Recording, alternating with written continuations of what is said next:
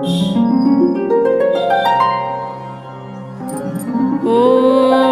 गोमात्रे नमः। ॐ कृष्णवल्लभायै नमः।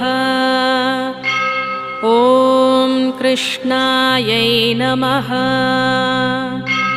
ॐ कृष्णपारिजातायै नमः। ॐ कृष्णप्रियायै नमः। ॐ कृष्णरूपायै नमः। ॐ कृष्णप्रेमविवर्धिन्यै नमः। ॐ कमनीयायै नमः। ॐ कल्याण्यै नमः।